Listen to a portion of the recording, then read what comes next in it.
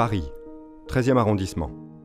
Comme chaque matin, avant de commencer la journée, les pratiquants de toute la capitale se retrouvent dans le calme du dojo pour prendre la posture de zazen. Ce temple, le Bukoku-zenji, est tenu par des nonnes, des moines et des laïcs qui ont mis la pratique du zen au cœur de leur quotidien. Jusqu'à la fin des années 60, le zen Soto n'était connu qu'à travers les ouvrages de quelques érudits occidentaux spécialisés sur l'Orient. Mais le 17 juillet 1967, le moine révérend Taisen Deshimaru, venu du Japon, arrive en France avec pour mission de faire découvrir le zen Soto aux Européens.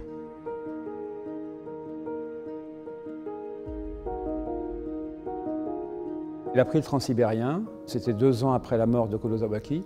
Arrivé à Paris, il n'avait vraiment rien du tout à part le kessa de son maître et bien peu de choses.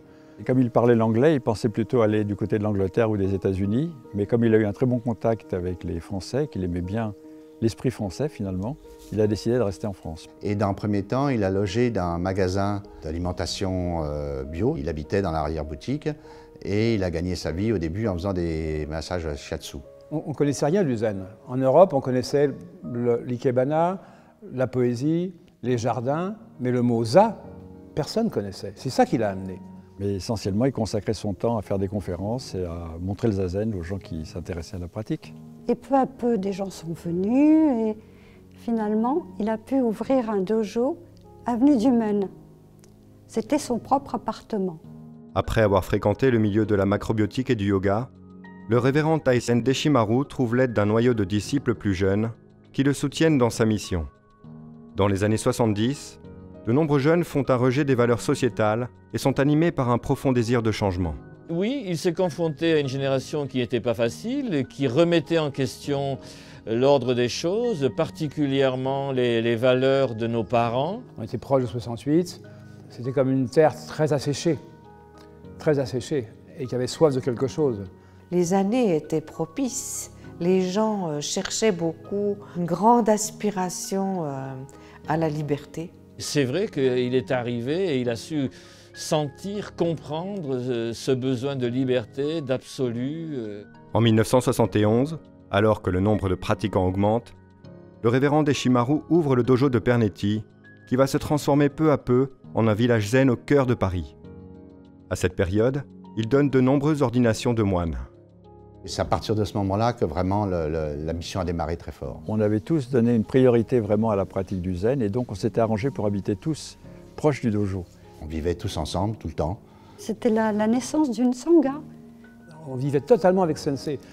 Il partait chaque mois faire des sesshin, on y allait tous. On allait tous quand on était... Il invitait les plus pauvres d'entre nous. Il rêvait très fort et très haut. Et nous aussi, parce qu'on était jeunes et on avait des rêves très puissants. Et lui, il a su canaliser. Si son enseignement a séduit tellement d'Occidentaux, c'est avant tout dû à sa grande simplicité, son charisme bien sûr, et sa profonde sagesse. Il incarnait tellement ce qu'il enseignait que tout le monde était touché par son enseignement. Il revenait toujours à l'essentiel. Le zen, c'est zazen.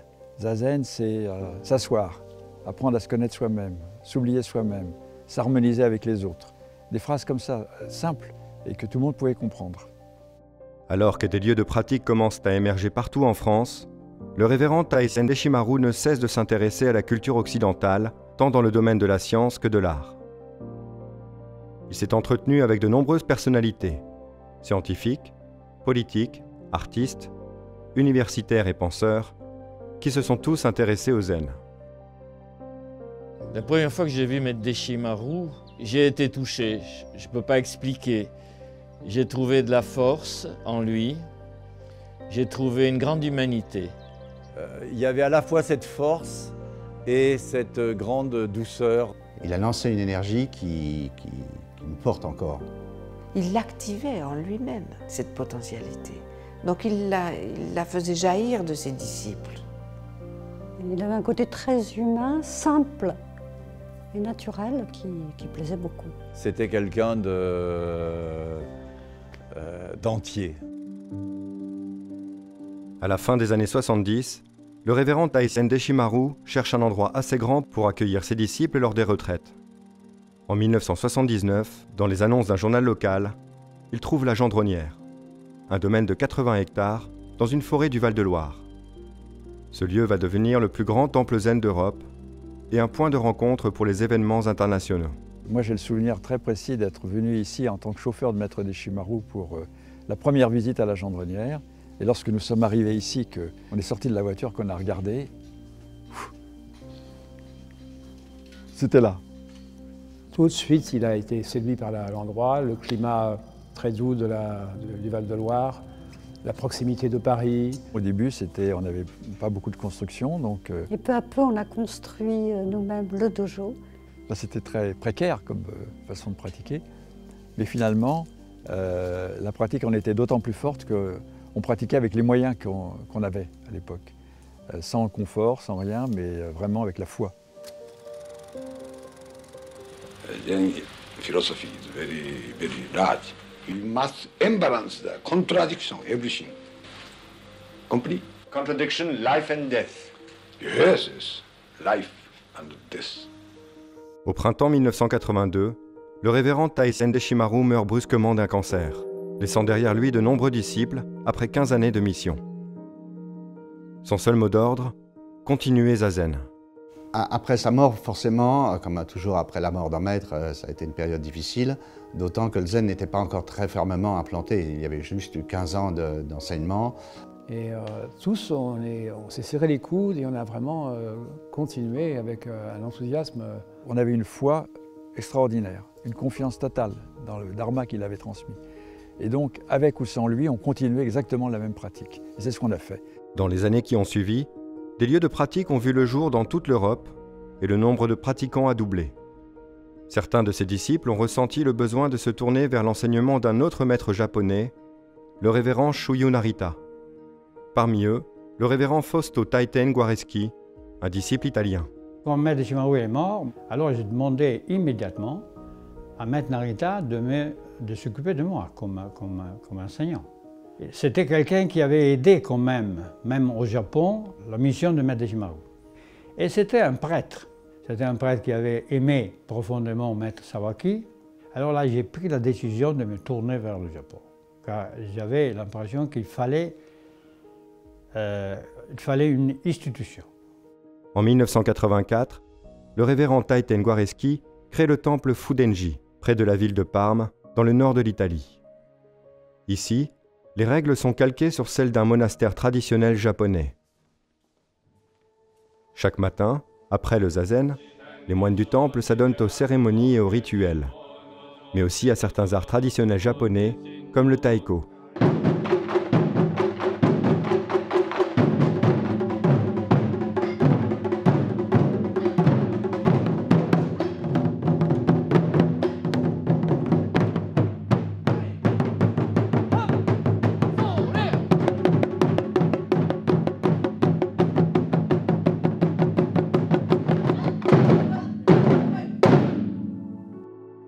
Le Fudenji est devenu le siège de l'association Zen d'Italie. Le révérend Guareschi contribue à l'implantation du Zen Soto en Europe en organisant chaque année des séminaires internationaux. À la fin des années 70, un autre moine japonais arrive en Allemagne pour enseigner le Zen Soto aux Européens. Le révérend Shoju Nakagawa. En 1995, il crée le temple Fumonji à Eisenbourg, dans les environs de Munich. Pour lui, le zen est aussi un moyen de faire découvrir la culture et les arts japonais. De la même manière, il encourage ses disciples à pratiquer leur art à partir de la pratique de zazen. 日本では座禅だけすれば一つの日本文化の象徴を実践しているんですけど、外国に出るとその日本全部を持っていかないとですね、座禅だけ持っていっても日本文化は伝わらない。ましてや日本文化の中の禅というものは伝わらない。とりわけ日本だけと限るわけじゃないんですけども、それでも、日本のそういう文化の中には禅を基礎にしたものが非常に多くあって世界的に通用すると思うんですね。ですからそれもぜひ伝えたいと思ってます。すべてのものと一緒になってすべてのものの中に自分を感じて自分の中にすべてを感じるというそういう道はやっぱり座禅だとそう思いますね。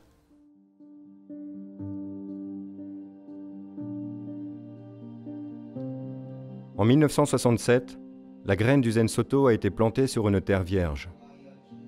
En juin 2017, des pratiquants de tout horizon se sont réunis au temple de la Gendronnière pour y célébrer les 50 ans de l'implantation du Zen Soto sur le sol européen. Aujourd'hui, on trouve des lieux de pratique sur tous les continents. Le Zen Soto, par sa vitalité et son universalité, a cette capacité de toucher le cœur des hommes, d'où qu'ils viennent et quelle que soit l'époque.